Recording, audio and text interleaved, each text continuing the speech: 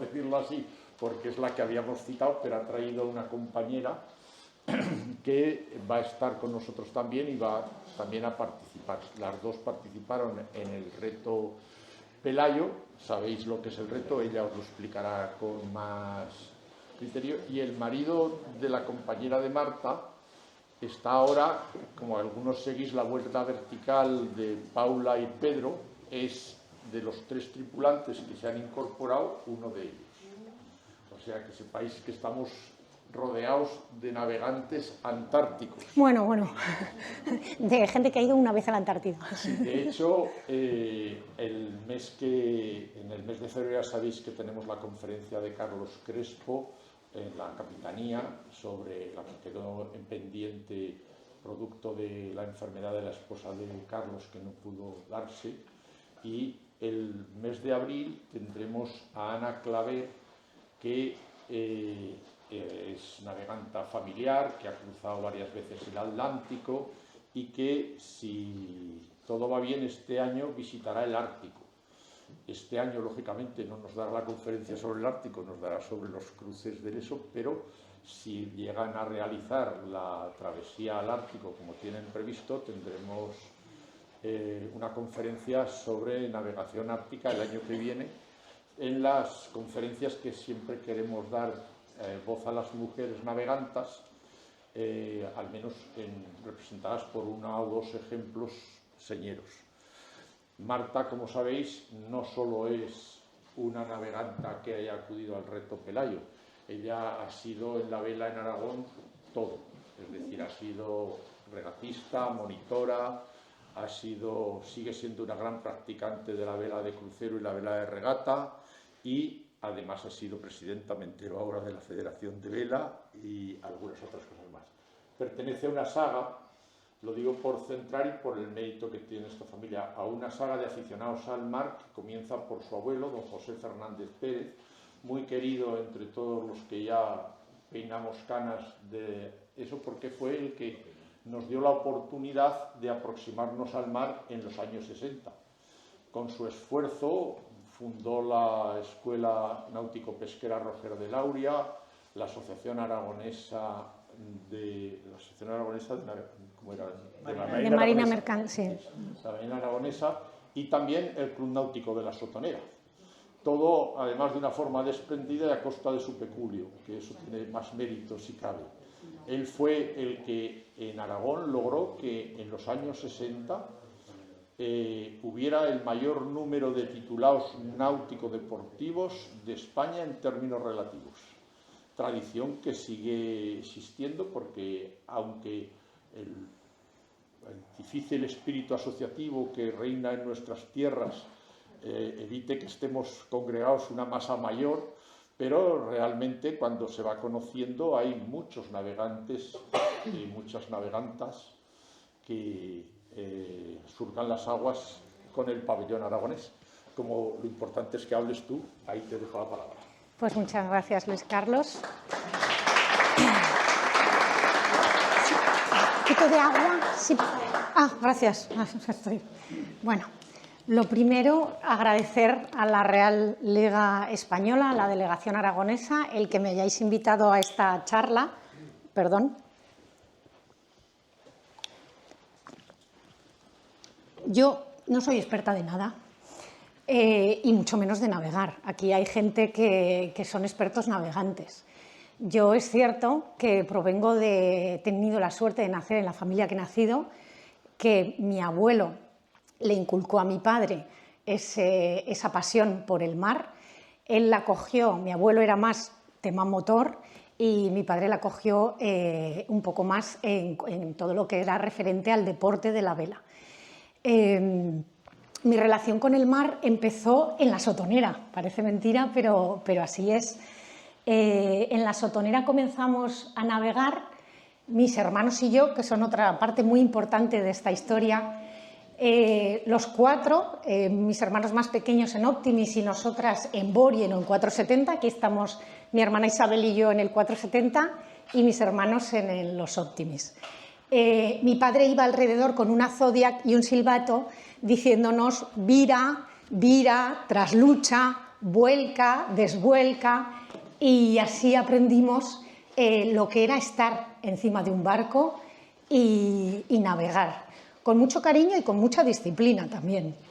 En la Sotonera también, después, más adelante, cuando ya se fundó la Federación Aragonesa de Vela, creó el club náutico que hizo, la escuela de vela que hizo en la Sotonera, estuve muchos años dando clases de vela ligera. Los fines de semana de mi juventud los dediqué a dar clases de vela ligera, y la verdad es que no se me ocurre otra manera mejor de desperdiciar mis fines de semana, como fue aquella época que recuerdo con muchísimo cariño. No solo hubo Sotonera, después poco a poco fuimos pasando al Mediterráneo, por supuesto. De hecho, los veranos los pasábamos en Salou, y allí, primero con mi abuelo y después sobre todo con mi padre, navegamos en su Solin, su maravilloso Solin. Aquí está con mis hermanos, Esther y Juancho, los gemelos. Nos enseñó tanto navegación deportiva, regatas, como también a pasear, que no hay nada mejor que un buen paseo en barco. Hicimos el Mediterráneo, cada verano mi padre alquilaba un barco y recorrimos distintas zonas, pues todas las Islas Baleares, Córcega, Cerdeña, la Costa Azul. La verdad es que fueron años deliciosos de navegación. Él seguía compitiendo, pero es verdad que nosotros, a ninguno de los cuatro, nos picó el gusanillo de la competición. Sí que de la navegación de paseo, que tan grata es y tantas satisfacciones da, yo creo que más que la deportiva de regata. Todo esto a mi padre le llevó en el año 2010 a la Antártida. Él pasó un linfoma en el año 2009 y después del linfoma él ya había estado en Ushuaia con mi madre en un viaje, y él, cuando estuvo en Ushuaia, dijo: yo esto lo haré, o sea, yo haré el Drake. Y después de pasar su cáncer, él decidió que se iba a la Antártida, y así hizo. En el año 2010 se compró un pasaje, como se hacía antes, y se fue a la Antártida. La verdad es que es un viaje del que yo recuerdo que pasé muchísimo miedo por él, porque las comunicaciones en el 2010 no tienen nada que ver con las que teníamos nosotras en el 2024, y eso quiere decir que nosotras nos fuimos sin móviles, pero es cierto que el equipo estaba conectado con España, etcétera, etcétera. Pero durante el mes que estuvo mi padre en la Antártida hablamos, yo creo que 2 o 3 veces con él, no hablaríamos más, 2 veces, una para el cumpleaños de mis hermanos y otra para decir estoy bien. La verdad es que fue una experiencia difícil para la familia que nos quedábamos aquí. Para él fue maravillosa. Él contaba que pasó mucho frío, porque también las guardias en su barco eran al aire libre, en el nuestro no, en el nuestro teníamos puente cerrado, que la diferencia es abismal, y que aquello se movía como una centrifugadora, y yo os aseguro que eso es así. O sea, puedo dar fe que realmente el Drake se mueve como una centrifugadora. Yo decía, bueno, pues en el Mediterráneo me ha tocado algún momento complicado, ¿se moverá igual? Pues no se mueve igual, se mueve más, no sé por qué, pero se mueve muchísimo aquello, ¿vale? Entonces, la mejor parte del viaje de mi padre para mí, en realidad, fue el día que volvió. El día que volvió, disfrazamos a todos sus nietos de pingüinos y nos fuimos a la estación de tren a buscarle. Os cuento estas cosas un poco para que pongáis en contexto qué significa para mí todo esto. Es decir, qué significó para mí después mi viaje a la Antártida, porque yo he tenido un padre que me ha marcado muchísimo. Es un padre muy potente, con un carácter fuerte, las cosas como son, pero nos ha dejado un legado impresionante a toda la familia. Y hacíamos cosas de este estilo. Cuando íbamos, mi madre les cosió los disfraces de pingüinos y fuimos todos a buscarlo a la estación. Esta fue, yo creo que para mí, la mejor parte de del viaje de mi padre a la Antártida. De hecho, en ese momento yo pensé que la cosa no iba conmigo, o sea, que su viaje a la Antártida pues era sus historietas. Pues bueno, mi padre, sus barcos y sus historietas. y qué extraña es la vida, cómo te pone la vida después en situación de repetir un poco su hazaña. Después de esto, ya veis que aquí mis hijos son 3 de estos pequeñuelos que están aquí, la vida continuó.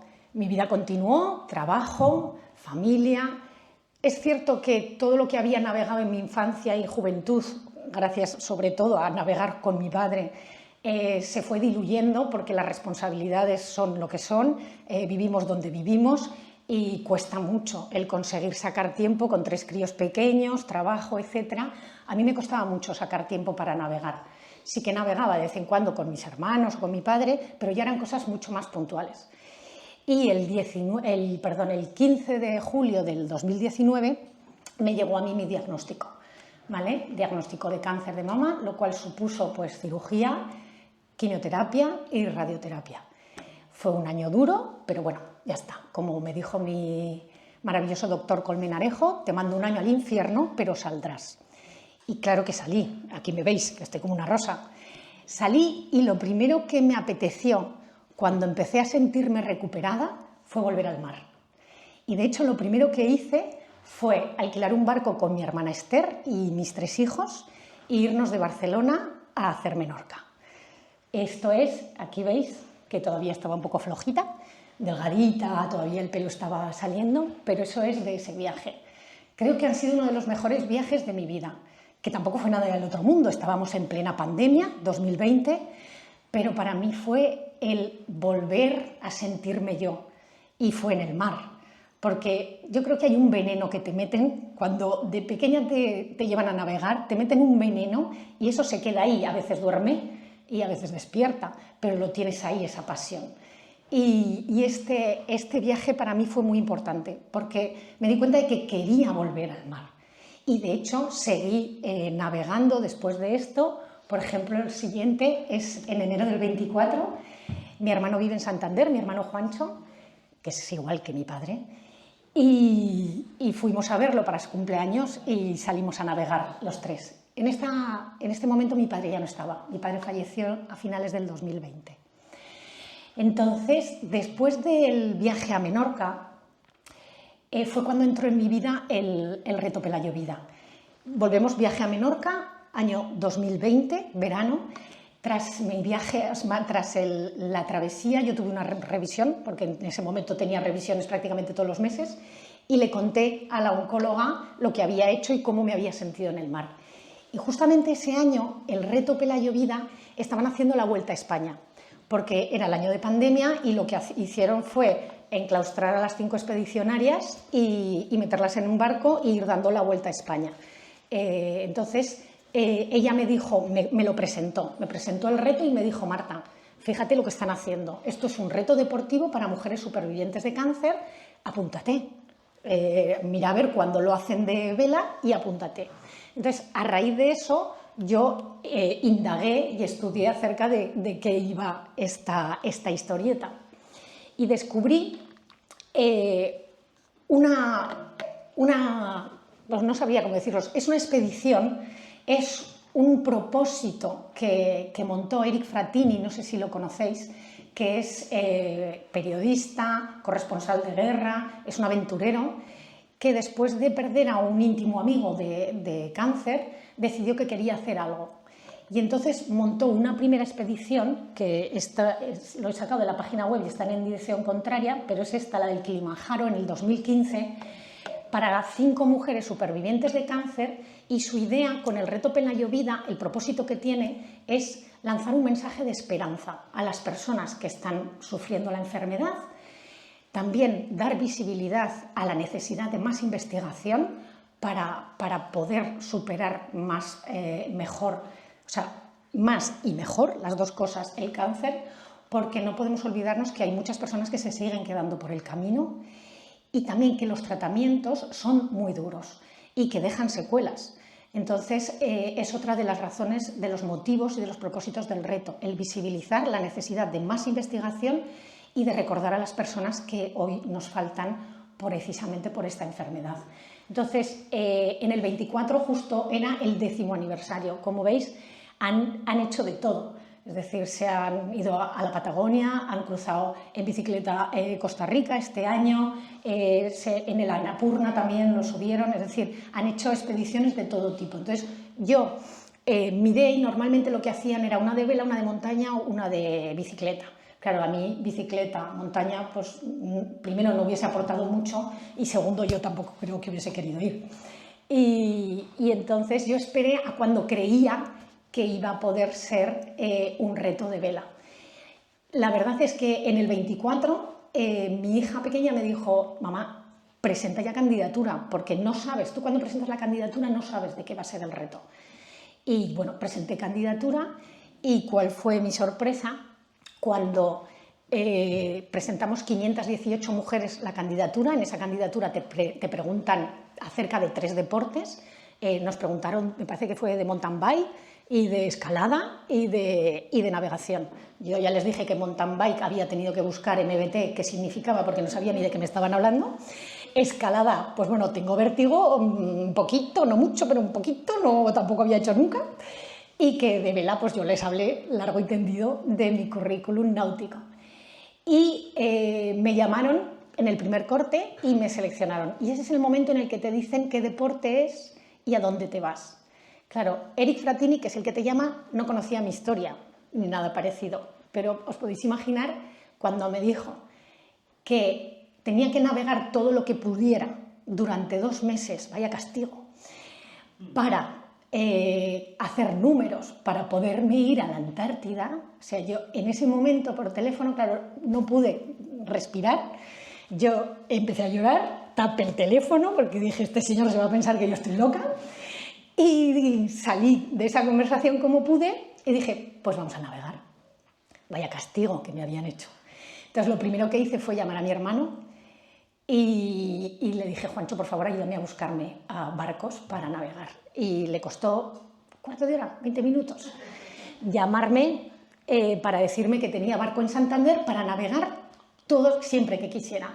Con César Obregón en un Hans 31, maravilloso. Navegar en Santander también es otra liga, ¿qué queréis que os diga? Y por supuesto encima él se venía conmigo a navegar cada vez que iba. El 24 no me bajé de un barco, de verdad que fue un sueño, porque además es la excusa perfecta, porque nadie te echa nada en cara, porque te estás preparando para el reto Pelayovida, pues no tienes que justificar. Mis hijos encantados, mi madre encantada, mis hermanos encantados, todo el mundo estaba encantado de que yo estuviera tan feliz navegando. Después, en Arenys de Mar, me acerqué al náutico. Esto os lo pongo de verdad porque yo me siento muy agradecida de la cantidad de gente que desinteresadamente me ha ayudado. Tú ibas, les contabas tu historia y te decían, vente, súbete al barco, sin ningún problema. Y así, Mónica Azón, que es olímpica, es la directora deportiva de Arenys de Mar.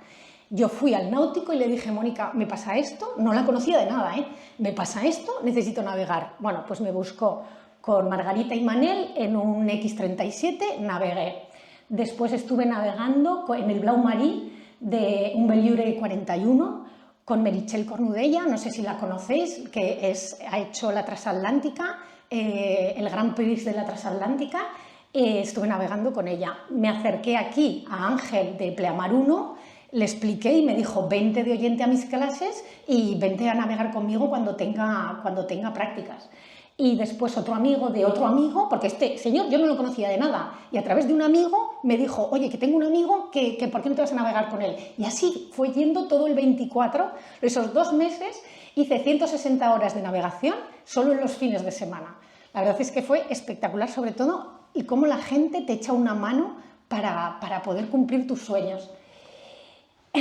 Después, en Arenys también, el Nuba, que para mí tiene un apartado muy especial en mi corazón, porque sigo navegando en el Nuba todos los meses, ya estoy en el equipo y la verdad es que Paco, que es el armador y patrón, ahí lo veis, me ha acogido y toda la tripulación me ha acogido con los brazos abiertos y es una maravilla poder navegar con ellos. Es un Yacht 43 en el que vamos haciendo, pues hemos hecho el Godó, hicimos el del 24, el del 25, el Blanes Medas Blanes también hemos hecho este año. Y esto es un poco para que veáis que la gente, cuando yo creo que cuando te unes para un propósito más superior a ti, la gente responde y la verdad es que te echan una mano. Ya llegamos a la Antártida. El 22 de noviembre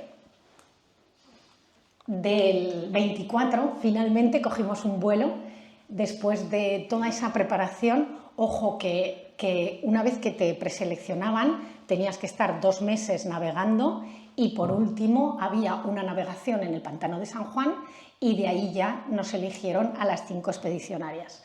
Y el 22 de noviembre volamos hasta Buenos Aires, Ushuaia, y de Ushuaia zarpamos el 25 de noviembre del 2024. Esta es la tripulación del barco, no íbamos solo nosotras 5, es decir, somos aventureras pero no estamos descerebradas. Íbamos con 4 personas de tripulación profesional, que son Paula y Pedro, que los veis allí al fondo, Pato y Mía, que son estos 2 de aquí. Después las 5 expedicionarias, íbamos también con una enfermera y una médico y 2 periodistas, Emilio y Héctor, del Marca y de la SER, y por supuesto Eric Fratini, el director del reto y el creador de toda esta maravilla, de todo este sueño. Fuimos en el doblón, aquí veis el doblón en el Beagle. El doblón es una goleta de 24 pies de acero naval, que eso da bastante tranquilidad para navegar por los hielos. Es un barco antiguo, tiene sus años, pero bueno, es un barco sólido que daba tranquilidad. Él y la tripulación, que para mí es lo más importante, los profesionales. Llevaba doble de todo, llevaba doble de piloto automático, doble de generador, doble de calefacción, todo por si acaso algo se estropea. Aún así, por ejemplo, hubo una noche o 2 que no tuvimos calefacción y la verdad es que se pasa un poquito de frío, pero bueno, nada que no puedas arreglar con el saco, más ropa, ¿vale? Empezamos la navegación el 25 de noviembre, zarpamos del Beagle. Y cuando íbamos navegando por el Beagle íbamos revisando la meteo, Paula sobre todo revisaba la meteo y nos la contaba, y cuando tú navegas en el Beagle es una frontera, es un canal que sale desde Ushuaia, que la tenéis aquí, y tú tienes que hacer todo esto para salir a mar abierto. La línea roja marca la frontera, a un lado es de Argentina y al otro lado es de Chile. Depende de los permisos que tengas, no puedes pasar la frontera. Nosotros, por ejemplo, solo podíamos navegar en el Beagle por la zona de Argentina y teníamos que navegar por ese lado.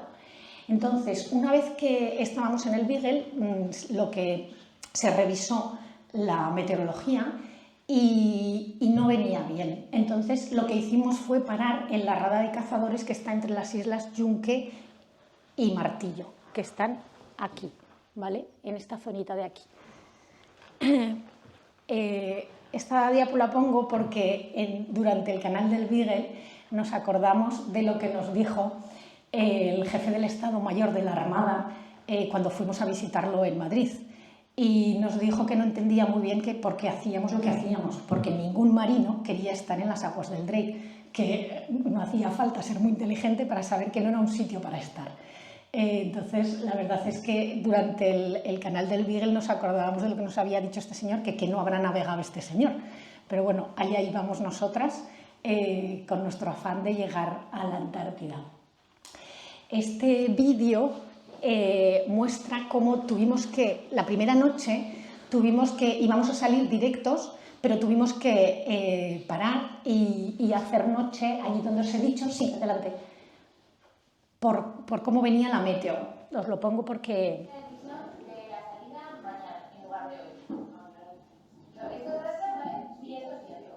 Esto es el canal de Beagle. Nosotros no estamos en el puntito amarillo, sino que estamos en este de aquí. ¿Vale? Venga.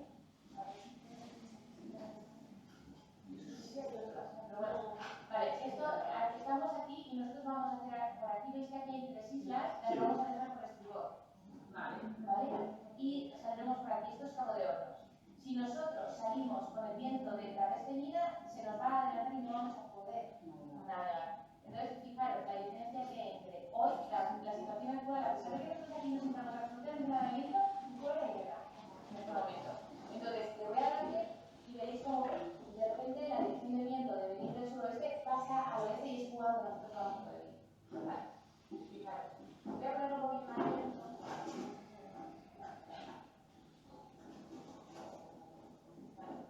Bueno, ya está.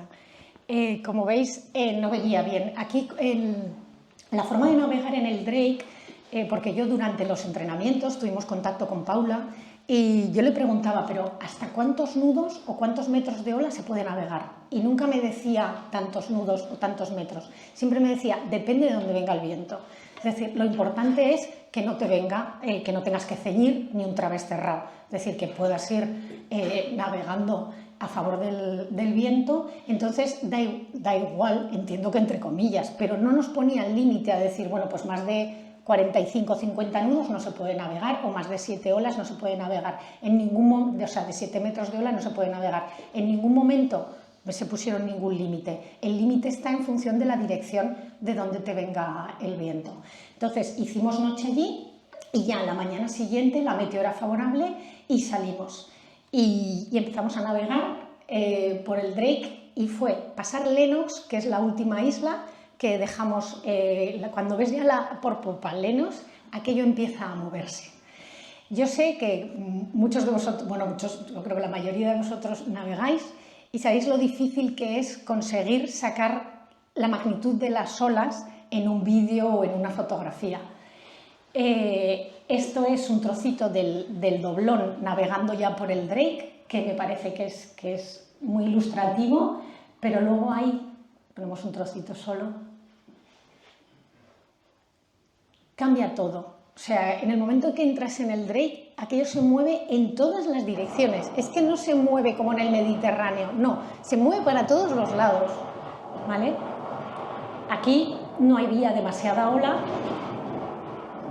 pero es que hay ola corta en una dirección y ola profunda en otra dirección.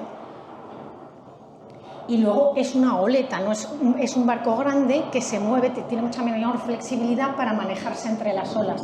Entonces se mueve dando bandazos. Nos mareamos prácticamente todos. Es decir, se salvó Pedro y Pato, yo creo. El resto, con mayor o con menor medida nos mareamos. Yo habitualmente no me mareo y me mareé. De hecho, estuve 3 días sin comer porque entendí que si no comía no vomitaba. Entonces, apañado. El problema era el tema del líquido, que había que beber líquido. Pero uno de los profesionales de la tripulación ya me avisó y me dijo, dice, cuando te vayas a echar al camarote, cuando te vayas a echar a poner horizontal, bebe entonces.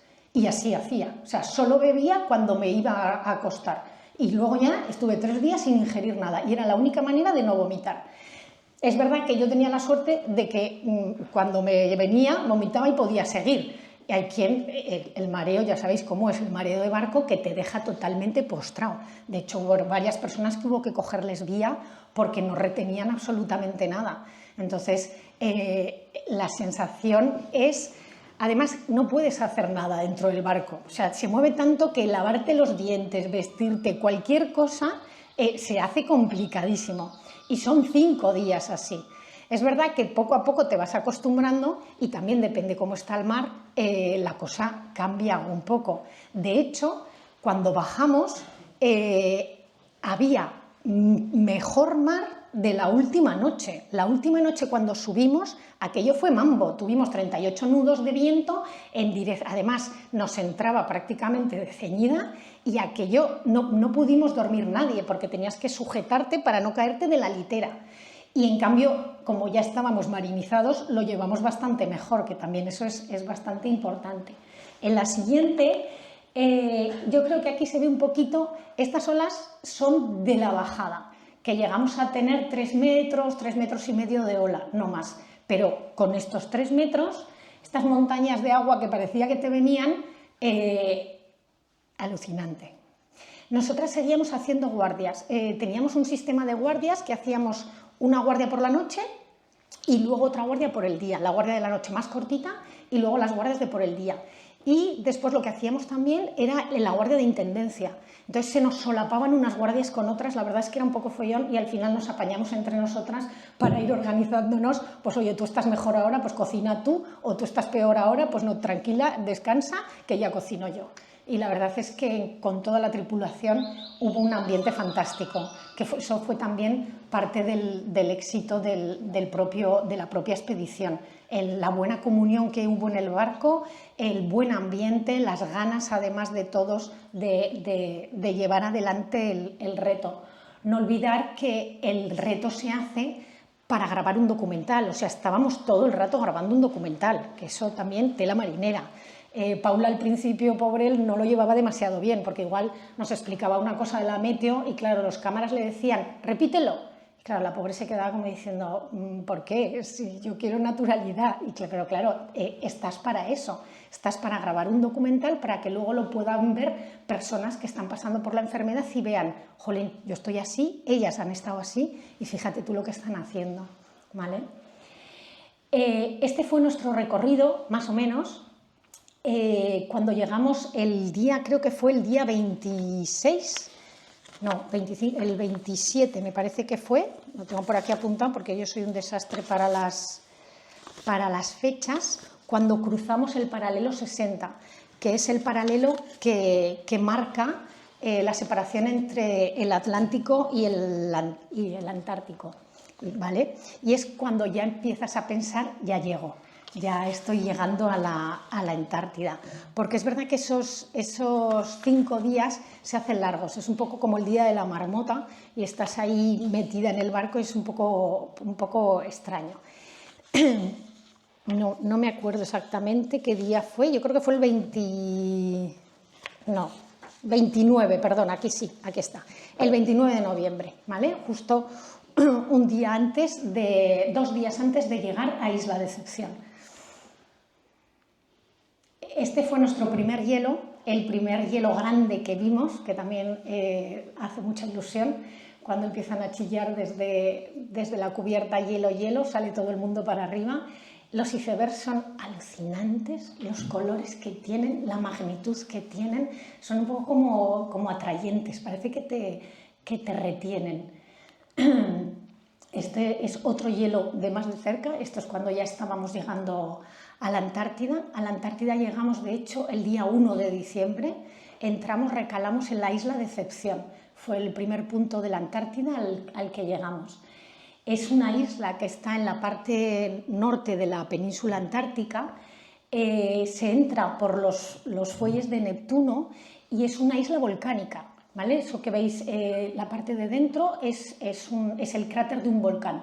De hecho, tiene unas aguas sulfurosas, donde algunas se bañaron, no miro a nadie, en esta parte de aquí, donde pone Fumarole Bay, que además veías cómo salía el vapor, porque en ese trocito el agua estaba en el primer metro de orilla un poco más caliente, en el primer metro de orilla. Luego, en cuanto entraban un poco más, se les veían las caras. Yo no me bañé, se les veían las caras, ¿vale?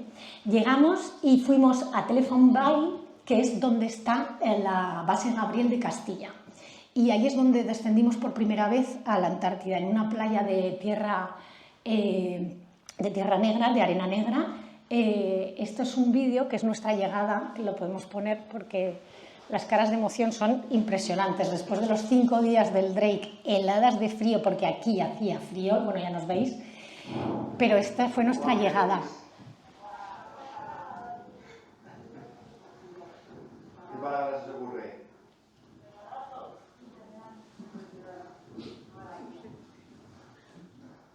Ya estáis en la Antártida. ¿Por qué? Esto es la bahía de Isla Decepción. La verdad es que es un sitio que después del movimiento del Drake viene muy bien para coger un poquito de aire y descansar. Estuvimos en la Gabriel de Castilla, la estuvimos recorriendo justo, llegamos como unos 10 días antes de que llegara el reemplazo. Además fue el último reemplazo que ha ido a la Gabriel de Castilla. Es una base de investigación, pero tiene también, hay también militares que son los que la gestionan. La estuvimos recorriendo entera y la verdad es que era como un paisaje lunar, como si se hubiesen tenido que ir rápidamente de ahí y lo hubiesen tenido que abandonar. Era una sensación un poco extraña. ¿Veis? Está tal cual. Incluso puedes entrar a algunos de los edificios, se puede entrar, porque allí ¿quién va a ir a quitar el qué? ¿vale? O sea, ¿quién se va a ir hasta la Antártida, Isla Decepción, a tocar? Cerquita de ella me parece que hay una base argentina, era la que estaba, o chilena, ya no lo recuerdo bien, pero vamos, llegaban justo 10 días después de nosotros. Y les dejamos un mensaje allí en una banderita y les dejamos un mensaje a nuestros compatriotas que llegaban 10 días después. Aquí salía Zaragoza, por cierto, ahí está, exacto, a 12.750 millas de Isla Decepción. Después de en Isla Decepción había varios sitios para visitar. Dormimos esa noche ahí y al día siguiente fuimos a Bahía Balleneros. En Bahía Balleneros hay una estación noruega ballenera que estuvo abierta del 1912 al 1931. Esta estación además era espectacular, era como un paisaje lunar. Había hasta restos de esqueletos de ballenas, de barcos, los calderos estos oxidados. La verdad es que es impresionante. Había también varios cementerios porque habían tenido erupciones volcánicas y había fallecido mucha gente en las erupciones volcánicas del volcán, que la isla en realidad es un volcán. ¿Veis? Estos son los restos de barcos. Y estos son los cementerios, algunos de los cementerios que estuvimos. La verdad es que la visitamos toda esa zona y es alucinante. Esto es lo que os comentaba del agua sulfurosa que sale, que emana de alguna de las zonas de la isla, que es donde aprovechan para poder darse un bañito antártico, ¿vale? Ya de allí salimos por los fuelles de Neptuno. Esta es la salida que os marcaba antes de Isla Decepción. Y fuimos hacia Isla Decepción, está aquí arriba, esto es la península antártica, ¿vale? Y de Isla Decepción bajamos ya a lo que es la península antártica propiamente dicha y fuimos lo primero a Charlotte Bay, ¿vale? Que es una bahía que está... No, perdón, fuimos primero el 3 de diciembre a la isla Enterprise. Esto fue alucinante, náuticamente hablando. Yo creo que es de las mejores maniobras que he visto nunca. Paula, de Allende los Mares, la tiene colgada en su canal de YouTube exactamente igual. O sea, fue una maniobra hecha muy despacio, sin ningún grito, ninguno, muy complicada. El agua, luego veréis, nos quedamos como a 1 metro de la orilla. No tiene mucho calado, pero tiene 2 metros de calado el doblón. Y tuvieron que saltar al pecio que estaba hundido, el que está medio hundido desde el 1915, tuvieron que saltar con una maroma, les pasamos luego la maroma para atar el doblón al pecio y poder estar allí. El barco es chulísimo porque lo han invadido las aves y está todo lleno de aves, y la verdad es que es un sitio precioso. Y encima nos salió un sol, nos hizo un día. Yo sabía que nos iba a hacer buen tiempo en la Antártida y que el tiempo nos iba a respetar. Yo sabía que mi padre algo iba a hacer para que yo no sufriera demasiado, porque una de las cosas que más miedo me daba a mí era el frío, pasar mucho frío. Y la verdad es que algún ratito pasé frío, pero bueno, tampoco nada mucho más heavy que un mal día en Formigal, ¿vale? De verdad que es una maniobra que merece la pena, los que os guste esto, que merece la pena verla en el canal de YouTube de Paula, porque fue una maniobra perfecta, hecha. Además, el doblón se maneja muy mal porque es una oleta de quilla corrida, que el timón, o sea, cuando empiezas a darle vueltas no reacciona y de repente reacciona todo a la vez, ¿vale? Pero fue de verdad que bárbara. Nos quedamos, ¿veis? Pedro saltó desde proa, saltó aquí y luego fue andando, le fuimos pasando las maromas y las fue amarrando y nos quedamos allí abarloados. Fue, de verdad, mira, ahí estamos celebrando nuestro éxito, mirar el agua que hay aquí, o sea, es que no hay nada, nos quedamos justo allí. Paula tenía muchas ganas de hacer esto y de abarloarse al pecio y allí fuimos. La verdad es que la tripulación, el equipo que teníamos fue fantástico. Fue todos, cámaras, el equipo médico, los periodistas, no solo nosotras 5, que sí que es verdad que nos hemos hermanado, de hecho a las pruebas me remito, pero todo el equipo fue un ambiente y una forma de trabajar por algo muy bonita. De allí nos fuimos a Charlotte Bay, que para mí es de los momentos más alucinantes del viaje y de mi vida. Charlotte Bay es una bahía que está rodeada de glaciares. Yo cuando fui al viaje, una de las cosas que yo más recordaba de los viajes con mi padre en barco eran las noches en el mar. Esos cielos estrellados maravillosos que solo se ven en el medio del mar navegando. Mala suerte, en la Antártida no se hace de noche, la verdad, y cuando en la primera zona más pegada a Ushuaia, Argentina, Chile, estaba nublado, o sea que tampoco pude ver esos cielos, pero bueno, no me puedo quejar de lo que vi. O sea, lo que vi fue estos naranjas y estos violetas en el momento en el que se ponía el sol, aparentemente, porque se quedaba un poquito más oscuro que esto, no se queda mucho más. Una de las cosas que nos dijo Paula, que yo dije, va, está exagerando, esta mujer exagera un poco. Ojo, cuidado, que no dormiréis, porque entre las guardias y que todo lo que ves te llama tanto la atención que no quieres cerrar los ojos, no dormiréis. Y de verdad que efectivamente, o sea, es que no dormíamos nada. Yo me di cuenta cuando llegué a Zaragoza que me pegué un mes entero durmiendo a todas horas, del cansancio que venía arrastrando. Y es que no te apetece dormir, primero por todo lo que estás viendo y segundo porque no se hace de noche.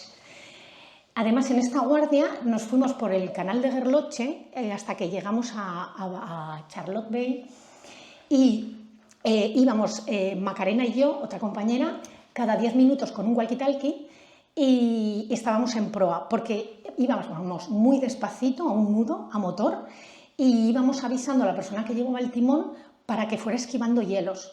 Es verdad que en la Antártida no nos hizo viento, no tuvimos condiciones duras de navegación, pero hay que estar muy atento, porque un hielo de esos te la juegas, porque además una cosa es lo que ves, el hielo que ves, y otra cosa es el que hay debajo. Entonces tenías que estar en la proa y era cada 10 minutos por el frío que hacía, nos íbamos turnando, y entonces diciéndole la persona que llevaba el timón, 5 a estribor, 5 a babor, para un poco, despacio, porque estaba plagado de hielos. De hecho, aunque hubiésemos podido, se nos complicó el tiempo y tuvimos que volver antes, pero aún así no hubiésemos podido bajar hasta donde queríamos porque se cerraba por los hielos.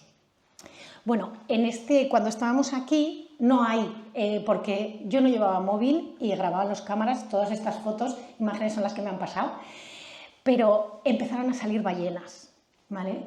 No están grabadas y en el documental se ve un poquito. En este agua aceitosa, en este plato, empezaron a salir ballenas. 1, 2, 3, hasta 17 contábamos. De hecho, primero escuchábamos la respiración y nos volvíamos a verla. O sea, fue un momento alucinante del viaje. Después de Charlotte Bay, pusimos ya dirección a Isla, ¿veis? Esto es cuando ya se hizo de día, es decir, en la misma guardia se nos hizo de noche, que era lo anterior, y ya después se nos hizo de día. Esto es ya en Cuberville, que es la isla donde está una de las mayores pingüineras de la Antártida, que fue el último punto de nuestra expedición. Esto es aquí, llegamos por la tarde y dormimos y anclamos, tiramos el ancla y a la mañana siguiente cuando nos despertamos estábamos totalmente encerrados por los hielos, pero totalmente. Tuvimos que con pértigas empujar los hielos para poder desatascar el barco. Así, amaneció así, es decir, cuando nos fuimos a dormir estaba... Ay, que no me hace caso. No me hace caso. Bueno, pues estaba como antes. Y cuando nos despertábamos estábamos totalmente enclaustrados por los hielos. Entonces nosotras teníamos por el documental que el show must go on, o sea, teníamos que bajar a tierra porque era el sitio donde íbamos a clavar la bandera del Reto Pelayo. Entonces nosotras bajamos con la Zodiac, que nos costó aproximadamente, ¿qué serían? 300 metros, 45 minutos, apartando los hielos, porque no se podía, o sea, estábamos totalmente encerradas y mientras nosotras llegábamos a la pingüinera, el barco dio la vuelta, el doblón dio la vuelta por otra zona para salir, desatascarlo del hielo y liberarlo y ponerlo en otra zona. De hecho, Paula intentó, una vez que nos dejó a nosotras en la Pingüinera, intentó volver a Doblón y no pudo, claro, porque sola, sin ayuda para ir apartando los hielos, no podía volver. Entonces fue el Doblón el que tuvo que dar toda la vuelta a la isla por el otro lado para poder llegar a buscarnos. La verdad es que no fuimos conscientes, en este rato, no fuimos conscientes del peligro que nos lo pasamos bomba. O sea, las 5 ahí empujando hielos como si fuéramos, bueno, yo qué sé el qué. No fuimos conscientes del peligro que estábamos corriendo, porque un hielo de esos te da la vuelta y vamos, es que te tira la Zodiac, te la hunde. Luego, al mes o así de estar ya en España, Paula nos envió un vídeo de eso, de un iceberg dándose la vuelta y de la ola que monta y de lo que nos hubiese podido pasar. Bueno, aquí estamos, hemos vuelto y estamos sanas, también hay que correr un poquito de aventura. Esto es vídeo y es cómo sale el doblón del... Juraría que sí que esto era vídeo, cómo sale el doblón de la zona de hielos. ¿Veis? Este es el final de los hielos, cómo está saliendo, pero estaba todo así, todo apretado. Había un iceberg grande y luego todo apretado. ¿Veis? De la zona que venía de toda esa zona de ahí. Así, claro, la navegación ahí es muy diferente. Es el hielo el que va marcando y además se va moviendo continuamente, te va cambiando el paisaje continuamente. Esto es lo que veíamos desde la Pingüinera. Hay cosas que tampoco os he puesto porque podéis ver el documental, lo tenéis siempre en vídeo y yo creo que se ven muchas más imágenes y muchas, por ejemplo, el tema de las ballenas, los pingüinos, todo eso se ve, pero bueno, yo creo que aquí os interesa más el tema de los barcos y la navegación. Esto es lo que se veía desde allí, de verdad que es impresionante. Yo, aparte, antes lo comentaba con alguien, que veía esos paquetones de nieve y decía, jolín, unos esquís y bajar por aquí también. O sea, es que es brutal, lo de la Antártida es brutal. Las imágenes, la naturaleza, lo pequeñito que te sientes, porque es que eres una mota de polvo en toda esa magnitud de belleza. La verdad es que a mí lo que más me impresiona es la belleza de la Antártida y lo salvaje que es. El sonido, tanto del silencio como de cuando se quiebra un hielo. Oímos un iceberg romperse y cómo se cayó, y eso es alucinante. Esto fue ya el momento en el que nos dijeron que teníamos que volver. Tuvimos que adelantar la salida 3 días porque de no haberlo hecho así nos hubiésemos quedado a pasar las Navidades en la Antártida, porque venía una borrasca que hacía lo que os comentaba antes, hacía imposible la navegación, sobre todo en el último trozo del Drake. Además entraba al final de la semana y ya veis, bueno, los que manejáis el Windy ya sabéis que estos colores buenos no son. Entonces, rojo son 30-40, negro ya son 50 nudos de viento y el problema además era la dirección del viento, ¿vale? Porque nos venía y entonces nosotros que veníamos de por aquí no íbamos a poder sobre todo navegar en esta última zona. De hecho, lo que hicimos fue salir 3 días antes y ganar Barlovento. Fuimos ganándole le fuimos ganando Barlovento para que cuando llegáramos ya al Cabo de Hornos poder caer y poder ya entrar por aquí al canal del Beagle. Y poco más, la vuelta fue triste porque se acabó y porque se acabó antes de tiempo, pero también fue muy bonita. Yo me acuerdo que iba en el barco pensando, ¿cómo podría yo traer aquí a mis hijos?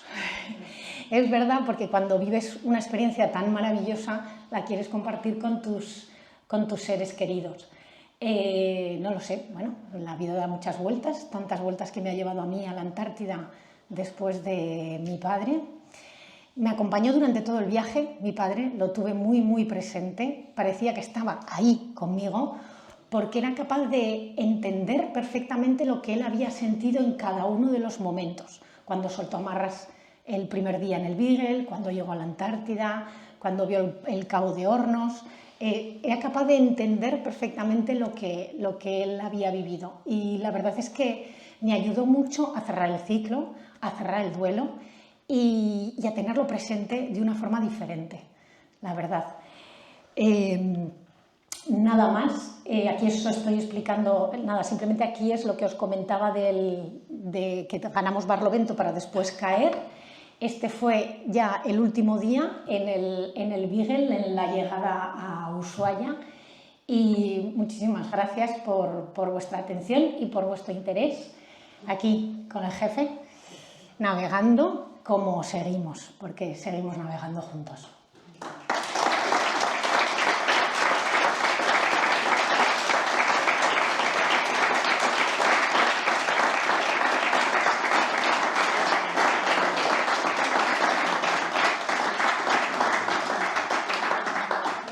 Cualquier pregunta, fácil, por favor.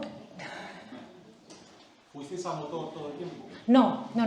Fuimos, en el Drake, fuimos de ida, pues de los 5 días haríamos 3 a vela, una cosa así, y 2 a motor. Y a la vuelta al revés, a la vuelta hicimos 2 días, o también unos 2-3 días, porque al principio hubo mucha niebla y había poco viento, pero después ya empezó a... eran 4 de profesionales. Nosotras éramos unas mandadas, pon, quita, haz, vale, hacíamos las maniobras con ellos, las guardias con ellos, etcétera, etcétera. Pero es verdad que Paula y Pedro preferían vela y Pato y Mía preferían motor. Entonces, en función de quién estaba de guardia, te tocaba una cosa o te tocaba otra. Las cosas como son. No, navegamos a vela bastantes días. Dentro de lo que es la zona de la península antártica y demás, y el canal de Gerlache, ahí no, ahí fue todo motor. No había viento. No, es que no había viento, ya habéis visto que allí no había viento. Ahí era todo motor. Y luego, por el tema de los hielos también, maniobras más rápido y vas más tranquilo si vas a motor que si vas a vela. Y había veces que había que maniobrar con agilidad. Yo, de hecho, cuando en esa guardia... alguna vez decía, ay, se me ha pasado. O sea, tú ibas en proa mirando, claro, tú ibas mirando para un lado, para el otro, para el lado, venían por todas partes y, claro, en función del tamaño del hielo tenías que avisar o modificar rumbo. Y a veces lo veías cuando ya estaba ahí y decías, menos mal que no ha pegado, porque ahí veías un tronchón de hielo tremendo que dices, jolín, esto me llega a dar. Pero bueno, yo creo que el riesgo que tú entiendes no es el que hay menos del que tú entiendes por desconocimiento. Yo quiero pensar. ¿Vale? ¿Os cruzasteis con alguien más o ibais siempre solo? Nos cruzamos con alguien más, pero con poca gente, ¿eh? Vimos un barco más en Cuberville, uno de estos grandes que van con pasajeros, que deben llevar 150, 200 pasajeros, uno de esos, y luego otro barco a vela como nosotros. Es todo lo que vimos en 15 días de navegación. Porque en el Drake no nos cruzamos a nadie, por ejemplo. Tampoco. No pudimos bajar mucho. En Decepción sí que había un... Ah, sí, cierto. Que había dado un Mayday años atrás. Exacto. Estaba en fondeados, cierto. En Decepción había un buque, sí. Pero nada más. Sí, es cierto. Sí. Sí, porque no sé si será el Copérnico, que es el que han cogido toda la vuelta vertical. Porque el Copérnico es más pequeño y íbamos 16 personas. Yo no sé si en el Copérnico no se cabe tanta gente en el Copérnico. Y es de aluminio, además, no es de acero naval. ¿El qué? Que sí que he ido en él y No se cabe, ¿verdad? No se cabe. No sé cuánta gente cabe en el Copérnico, pero claro, necesitábamos 16 plazas. Aparte, lo que ofertaba Alegría Marineros en ese momento era el doblón para la Antártida. Ellos habían estado haciendo todo lo que es los canales de Chile, ¿vale? De la Patagonia y demás, antes, y después ya hicieron nuestra Antártida y después 2 Antártidas más. ¿Vale? ¿Crees que el mar te ayuda a sanar o tú ya llegaste distinta? ¡Guau! Si me sanó entonces, es que es una pregunta. A ver, el mar sana. El mar sana. Yo, sinceramente, creo... A mí el mar me sana. Ya, claro, experiencias cada uno. Hay quien sufre mucho en el mar. Pero hay quien, yo es lo que os decía antes, yo creo que cuando te meten ese veneno sano en la sangre, a mí me hacía falta volver al mar, me hacía falta, y ahora no lo voy a dejar. De hecho, tengo una cosa, el sueño náutico de mi padre era hacer el Drake, el mío es cruzar no me va a salir la palabra, el Atlántico, que lo haré, porque después de hacer esto, ¿cómo no voy a cruzar el Atlántico? Tontadas, ¿no? En cuanto encuentre quien me quiera llevar, de allí que me voy. Sí. No, también la sotonera me viene bien también, ¿eh? A mí me das una lámina de agua y soy feliz. O sea que el que nos gusta el agua, nos gusta el agua. Y sí, yo creo que el mar sana. A mí me sana. A mí me equilibra emocional, personalmente, físicamente me sienta bien. A mí el mar me sana. Yo entiendo que hay gente que sufre mucho y no le ve la gracia estar encerrado, que lo único que ve es estoy encerrado en una cosa pequeña con 15 personas más. Sal fuera, cubierta, y mira el universo que tienes a tu alrededor. Dime. Una pregunta de uno de los pocos que no navega en esta... Eso de los 3 días de mareo... Sí. ¿Después de eso ya no te mareas más? Sí, claro que te mareas más. ¿O te vuelves a marear? Te mareas las veces que te haga falta. Cruz te lo puedo explicar, pobrecita mía. Después de 3 días verde. Cruz estuvo 3 días verde, pero verde, literal. Y de hecho fue una de las personas que tuvieron que coger una vía allí en alta mar por miedo de deshidratarme. Pero pasado eso, fíjate, como decía Marta, la ida fue movida, pero fue mucho más movida la vuelta. O sea, la vuelta, Sí. El pasillo que encontramos entre las tormentas era demoledor y se movía muchísimo más, pero muchísimo más que de ida. Sí. Y no nos mareamos. Y no os mareaste. No, a la vuelta no. Un poco una sensación, pero no tanto como a la ida. Pero te bajas del barco, estás 2 días en tierra y te vuelves a subir y vuelves a empezar, ¿sabes? O sea, Está con tequila. sí, tequila o lo que puedas, exacto. Si seguís a la vuelta vertical, habéis visto que Pedro ha estado verde los 2 primeros días de zarpar de Mar del Plata, pero que casi no tiene millas a la espalda. Sí, Paula se mareó también, por ejemplo, es decir, la gente que esto no es de gente que no sabe navegar o que no navega. Marearse en estos mares es lo habitual. Yo en el Mediterráneo me he mareado muy pocas veces. Y aquí, de verdad, o sea, además, el primer día recuerdo que me agaché a ponerme las botas, me levanté y dije, ya está, me he mareado. O sea, en un movimiento tan... Y ya luego, ¿qué hice? Pues no me quitaba las botas para dormir, pues acababa antes.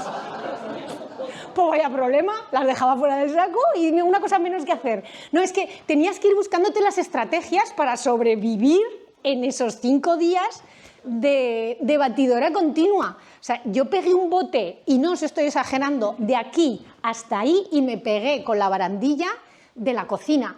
Y nos habían avisado, o sea, la verdad es que Paula nos avisó de todo. No soltéis nunca una mano, aunque creáis que está el barco un poco que se puede andar, nunca soltéis una mano. Pues la solté y pegué un esto, y la gente pues se parte una costilla, pero sí, se mueve mucho aquello y te mareas, pero no pasa nada. Mira, Cruz, que lo pasó mal, pobrecita, pero luego disfrutó un montón. Sí, la verdad es que sí. A mí me sorprende lo del pantano de San Juan. Sí, a mí también me sorprendió. Que para semejante expedición os lleven al pantano. Al pantano de San Juan. Nos sorprendió a todas, la verdad. Pero piensa que no todas las personas... O sea, para empezar, tú para hacer el reto Pelayo Vida no tienes que ser un especialista en ese deporte. No es eso lo que buscan. Lo que buscan es una persona que sepa transmitir, que tenga una historia que contar, ¿vale? Y que sea capaz de ponerse delante de una cámara y contar esa historia. Aparte de que te termine el reto, ¿vale?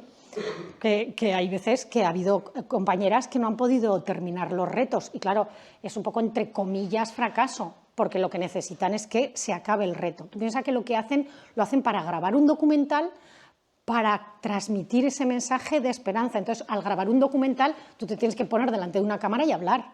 Y tienes que tener mucha paciencia y tener una pasta determinada para poder hacer eso.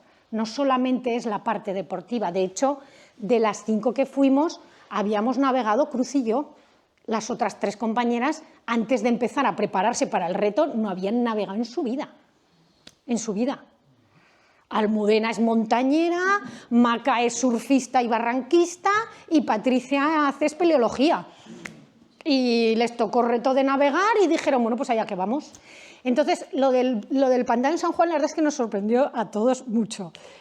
Nos hicieron allí una prueba, pero sobre todo lo que querían era verte, porque nos hicieron a cada una contar nuestra historia, una entrevista personal muy dura, que parecía que estábamos optando a la NASA o algo, pero bueno, dices, bueno, pues oye, yo he venido aquí a ofreceros esto, si queréis me cogéis y si no, pues nada. Pero sí que fue extraño, lo del pantano de San Juan fue extraño para todos, pero porque otras veces, cuando han sido retos de navegación, alquilan un barco y se van a Mediterráneo y hacen una travesía en el Mediterráneo. También esta expedición era muy, muy cara. Claro, entonces supongo que ahí también el tema del presupuesto se les quedó un poquito más ajustado para lo que era la selección. Pero bueno, acertaron de pleno, yo creo, con el equipo. Así fue, como fue. Y así estamos. Es decir, este verano nos fuimos a navegar juntas, nos fuimos a Columbretes, nos bañamos y disfrutamos del sol y del calor de una navegación diferente. Sí. Y luego el documental, no sé, verlo, a ver si os gusta. Se habla mucho de cáncer, que es para eso también, claro. Dime. Como supongo que a todos nos ha hecho corta la exposición que nos ha hecho, ¿puedes decir dónde podemos ver el documental? Sí, en Prime Video, se llama Antártida. En Prime Video, Antártida. Antártida. En Prime Video lo tenéis y se llama Antártida. Sí. Sí, dígame.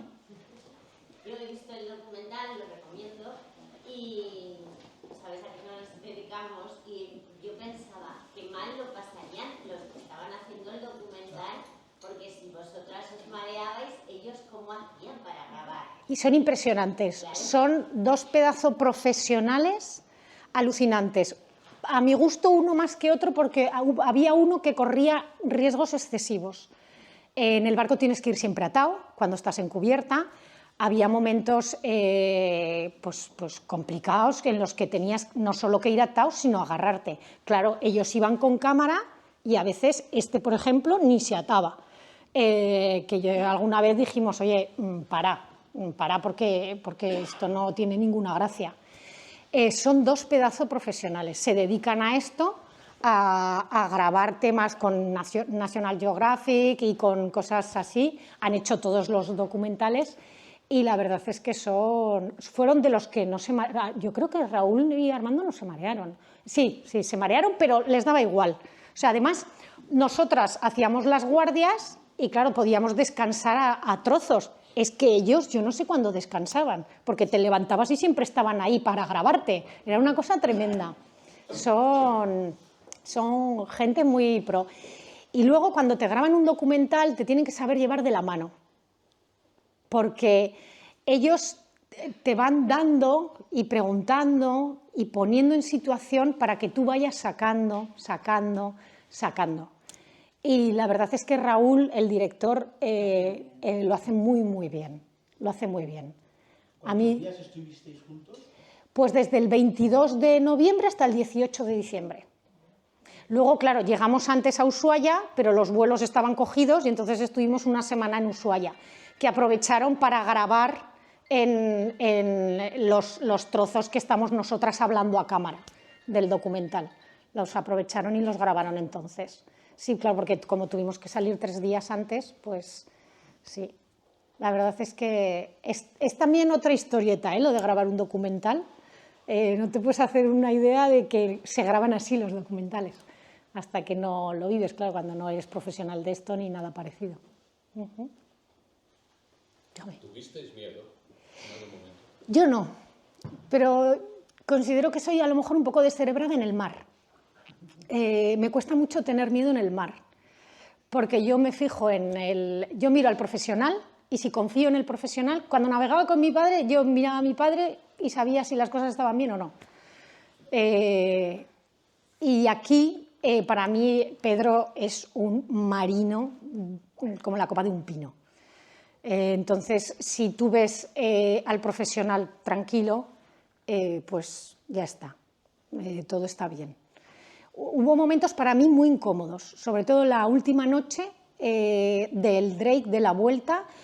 Yo hubo un momento en que creí que iba a pegar un alarido, porque no podía descansar, me tenía que sujetar, no podía dormir, estaba reventada de todo el viaje, de ida, de vuelta, de la guardia que acababa de hacer. Y entonces dije, bueno, pues si no puedes con ellos, únete a ellos, ya dormirás en Zaragoza.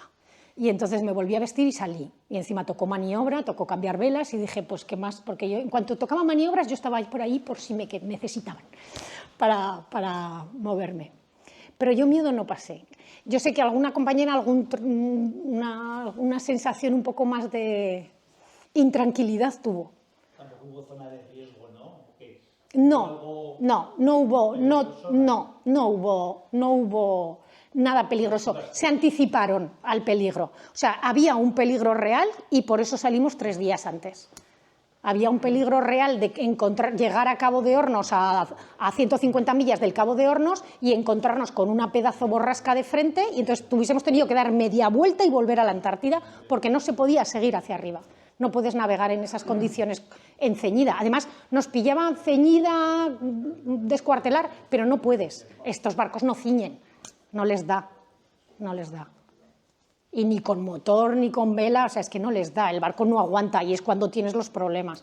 Entonces, yo lo que sí que me di cuenta es que tomaban las decisiones con mucha anticipación y con mucha seguridad de lo que tenían que hacer. O sea, ellos no los veías dudar, es decir, no les dolió nada decir, se acaba 3 días antes, punto. O sea, me da igual vuestro documental y me da igual todo, lo primero es la seguridad. Sí. Entiendo que teníais unos protocolos establecidos o explicados de qué había que hacer en caso de que ocurriese esto o aquello.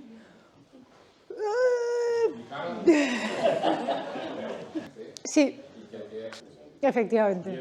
No, a nosotros sí que hubiese habido peligro para empezar con la enfermera y los 2 periodos, pero no nos dieron protocolos. Sí, andar siempre agarradas.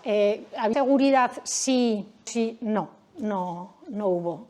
Y casi que lo agradezco, porque chico, que ya estoy en el momento, porque también, vamos, traje seco, y yo no me lo enviaron aquí a Zaragoza, pero traje seco no. No se hacen tantas maniobras y las millas. Yo no pensaba caerme al agua, activa y por pasiva, pero no, la verdad es que no. Y las botas eran buenísimas también, por ejemplo, las botas. ¿Te has comprado unas? Pues las botas que nos dieron, que era otro de mis miedos, los pies, también eran muy buenas, ¿no? En los pies no pasé nada de frío. Sí, yo estuve, desde que me dijeron que iba a ir, estuve duchándome con agua fría para prepararme, porque yo leí, sí, bueno, oye, cada uno tiene sus miedos, a mí el mar no me daba miedo y el frío me daba miedo, y entonces yo estuve leyendo y vi que y iba por Zaragoza sin abrigo, o sea, porque que había que exponerse, y dije, pues yo me expongo y así luego no pasaré frío. Y luego pues estuve en la cofia subida buscando ballenas como 1 hora y media, y la verdad es que bajé, que me tuvieron que estar frotando los pies hasta que entraron en calor, pero claro, sarna con gusto no pica, estás ahí arriba, subida en el mástil, viendo aquello, pues se te puede congelar todo, porque no te das cuenta por lo que estás viendo. Sí. ¿Qué temperaturas tenéis? Pues no llegamos, yo creo que -10 es el día que más, con viento, que ese día hacía frío, y luego pues -5, 0, pero en el mar eso es frío. El agua -2 llegaba a estar, que no, -2, -5, ¿verdad? ¿No llegó? ¿-2 o por ahí? Sí. El día de la foto es el día del más frío, ¿no? Ese que estáis todas tapadas. Sí, ese día hacía mucho frío. Sí, ese día que fue cuando recalamos en Isla Decepción, ese día además hacía viento y hacía frío, sí. Ese día íbamos bien pertrechadas, sí. Sí. Bueno. Pues nada, espero que... El motivo de las conferencias estas, el motivo de este ciclo de lecciones, es que se normalice un poco la navegación. Es decir, la gente tiene idea de que los que navegan son colosales atletas o titanes, hombres de pecho muy rudos, y eso no es la realidad. No. La realidad de la náutica deportiva y de los que atraviesan los océanos, van al Ártico, van a la Antártida, son personas normales. Sí. Son personas de cada día que te las encuentras en el autobús o las ves en un despacho y que realmente, y afición, hacen acopio. Claro, los retos sobrehumanos y una persona puede, cuando empieza a ver un gran retos como vais vosotros y volvéis a vuestras tareas normales con total... y eso es muy importante. La acción deportiva de las naciones, en España ya que participan en esas, tengan vicios, es decir, no sean fumadores, a lo mejor empedernidos, o no sean bebedores, buscan personas que les puedan acompañar en su travesía. Y si alguno tiene interés, que se dirija a nosotros a la Liga, porque nosotros tenemos bastantes amigos que atraviesan todos los años el Atlántico y siempre se quejan al revés, de que no tienen suficientes colaboradores para poder surtir todas las tripulaciones que cruzan el Atlántico. Este año, solo de barcos españoles y tripulaciones que cruzan el Atlántico al Caribe irán más de 100. Normalmente hay una cena en Barcelona, a la que nos invitan cada año, en las que hay 60 o 70 navegantes transatlánticos y media hora de travesía transatlántica. Sí, no, yo lo voy a hacer. Yo lo voy a hacer. Yo no estoy delgado precisamente, y va con su hermana, con una viuda y con un ingeniero también muy bien avenida, que tiene un castillo. Y todos son personas que les gusta eso y lo hacen con su presencia en la Guardia Civil. Y para marzo tenemos a otra aragonesa, a Ana Claver, que como os he dicho antes, ha cruzado 2 veces el Atlántico en familia. Una vez con su hija y su marido, cuando la hija tenía 7 años, y otra vez